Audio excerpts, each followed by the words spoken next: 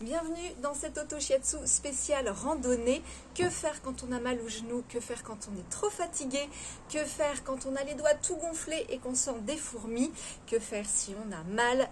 C'est maintenant!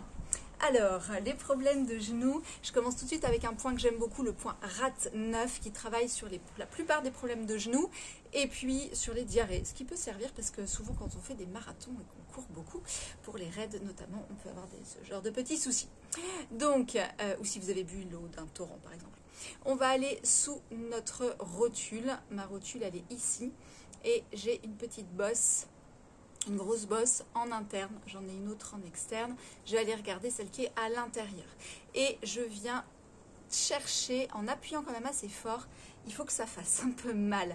C'est un point qui est sensible, le point RAT9, excellent. Donc pour les problèmes de genoux, voilà, ça y est, je suis bien dedans. Idéalement, on vient le crocheter un petit peu, donc ma pression, elle est à 45 degrés, tchoung, par là. Je vise en fait le sommet de mon genou. Si vous ne le sentez pas, c'est peut-être que vous êtes au bon endroit, mais que vous n'avez pas la bonne inclinaison. Donc il fait mal. Si vous avez des problèmes de jambes lourdes, il va bien aider aussi d'ailleurs. Donc là, ça y est, je l'ai bien.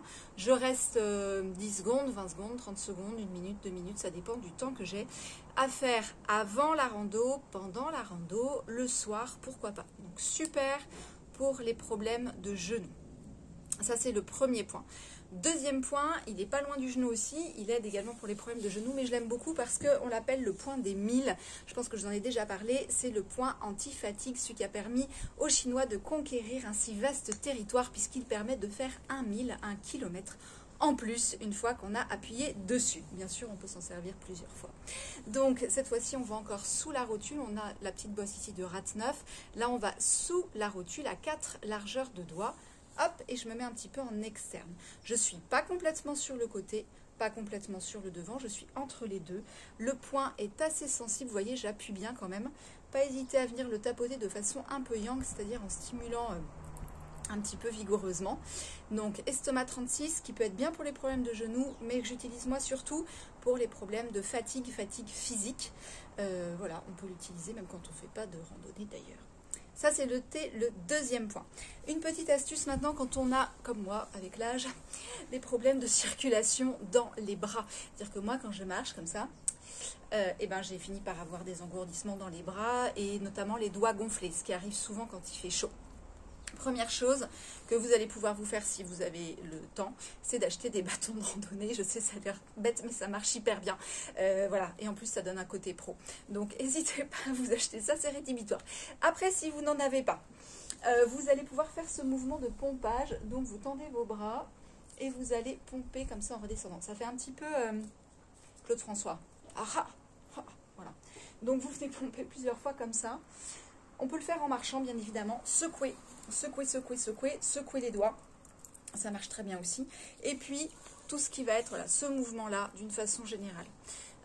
Petit clin d'œil à mon copain qui se reconnaîtra, qui est prof de Douyin et qui s'est fait mal en faisant ce mouvement. Mais bon, il avait d'autres antécédents. Il s'est cassé le doigt en faisant ça. Donc, allez-y, mollo quand même. Comme si vous projetiez de l'eau. Voilà, ça marche bien. Donc, ce mouvement de pompage, secouer.